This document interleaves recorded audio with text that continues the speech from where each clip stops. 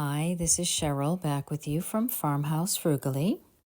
Into December's What Would You Make collaboration. I'll tell you more about that in a few minutes.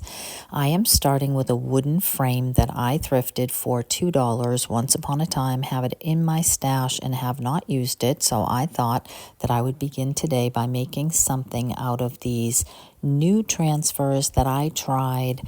I will put the link in the description box if you are interested. I got them off of Etsy or Amazon. I can't remember off the top of my head. And I absolutely love the pictures. They are absolutely gorgeous. They are small enough to use on smaller projects. There's a lot of them. You get 10 sheets. And I forget how much it costs, but I want to say maybe like $12 or something, right around $1 a sheet. And I am going to apologize right off the bat that some of this first DIY is out of frame. Now, with this one, these transfers are a little bit shiny and a little bit thicker than, say, the IOD or some of the better quality ones that you can get a hold of, but they are also a whole lot less expensive. So I went into my paper stash and just picked out a neutral background, and I wanted to use some of these that are that felt to me like they could be a Christmas scene in a living room or something. So I started with a fireplace, and you do the same thing you would with a different transfer. You cut it out, you rub it on, you peel off the top, and I noticed that it takes some of the paper off with it. So I had to get creative. You can't see that it was at the bottom, but I had to get creative and put a couple of stickers over that. And then next time around, I wanted to be very careful to really fussy cut so there wasn't a lot of sticker left. I decided on this first project to keep this really simple. The frame was already white and it had a little bit of a latex shine to it, and these stickers had a little bit of a shine to it. So I opted not even to paint that and just to go ahead and fill this with all the different Christmas pieces and parts that felt to me like a Christmas morning scene. I put that all back in the frame, and there is quite a glare from my camera, so it is a little bit hard for you to see this, but I thought that these were really sweet, and it was a lot of fun to create your own scene, and there's so many different things that you could do with it. And then before I begin my second craft, I do want to tell you a little bit about today's collaboration. Every month, both Connie and Brenda host this challenge, What Would You Make? And we are required to just use wood in our projects. And I did keep these fairly simple, although I do like the next two better than the first one. And then we have a co-host today with Indy Annie Jones.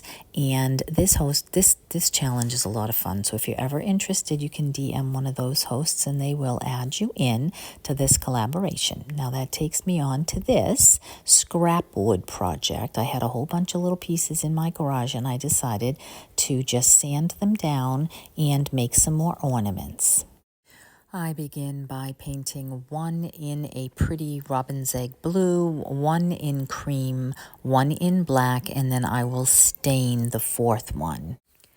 I had bought a second pack of those transfers, and these were more church, Christian, Bible type messages and had beautiful, beautiful pages, as well as the first Christmas ones. But these could also be used for many things, a wedding or Easter, or they had springtime. They had a lot more application. And I decided this time, since I recalled how it took some of the paper off, to kind of fussy cut these so that it wouldn't pull the paint back. And I did have better luck with these because I got so close to the picture itself. So if you do get these, keep that in mind. And I did go ahead and stain this natural wood one with a little bit of antiquing wax, wiped that back, and then after I was finished with that, I took out my little finger sander and distressed not just the edges on this, but actually a little bit of the shiny sticker part as well to see if they would distress. They did not distress very well. They kept that shine. So you could always spray a matte 2-time Rust-Oleum clear finish over these if you wanted them to not have any shine. And then once I had all 4 of these done the way that I wanted them with using different stickers, I wanted to embellish them with some of the items that I have in my stash. I used a little bit of wax on some of these to bring out the distressed edges, and I used ribbon to hang them, although certainly you could use twine, or if you have metal, you want to drill some holes in there, some metal wire, you could make these a little bit more primitive country. Some of them I did with a white wax, some with a clear wax, some with a dark wax, and then I did try to be careful not to put too much wax where I knew I was going to glue it. Other than some buttons, I found some pearl string, and I found a few different snowflake type things, just anything that I thought might go with the color and this feel that I was going for. And these tended to be a little bit more, maybe almost on the pastel colors, so that was a little bit tricky for Christmas, but I managed to find a few things that I thought were really cute. And I know a lot of us have a lot of scrapbook things left over, so if you might have some scrapbook supplies, some little embellishments, you might find that this is a great way to use them up. So you'll have to let me know how you think these came out. I think that they are very sweet, and I think that they would make nice package toppers, as well as Christmas ornaments and or just a little gift. I loved this little church, and I had trimmed out the bottom with a little lace, and I found some little bead string and some jewelry, pieces and parts of jewelry that I had left over from years gone by, and I thought this cross necklace would make a real pretty embellishment. And then once I was finished with that, I found a broken earring, and I kind of put that across the top of that. So anything that you like, really, the sky is the limit on something like this. And then once these were finished, I did go back on one of them. I thought that it could use a little bit of a greenery on the top of that, just to pull out some of the green that was in that picture.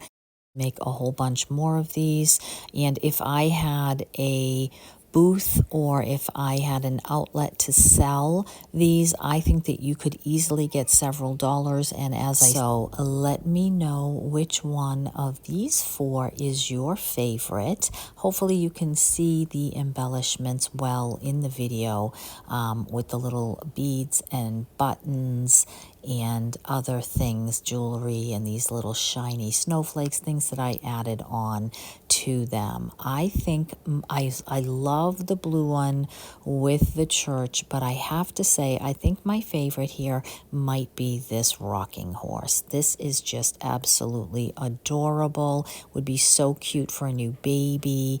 I don't know, I just really liked that one. So that takes me on to item 3. I have a number of these little spring signs left over from my shop that I had years ago, and they have a nice little bird on them. And I'm going to pop that bird off and use that another time. And then I am going to go ahead and just paint this whole thing with a couple coats of white chalk paint. Then I went through my stencils and found one that I thought would make a really sweet sign, a little tiered tray sign or something to put on your mantle, or again, it could be an ornament, a gift. And I wanted to just stencil on this brush and some black chalk paint, And once I had that done, I washed my stencil in between just so that the first line doesn't run into the second line. That has happened to me before, so I really try to do one at a time and then dry them with my heat gun in between so I don't get my stencils to smear. And then I just took whatever little bit of black was left on that brush and went around just to distress the edges a little bit. And then once I had that done, I went back to my pretty Christmas transfers and found a couple that felt to me like confections and candies and cocoa to go with the sign. And then once I got those put on, just on a couple of them on the bottom, I went through my stash to see if I could find anything that would go with this, since I had that sticking up at the top there where the bird had been.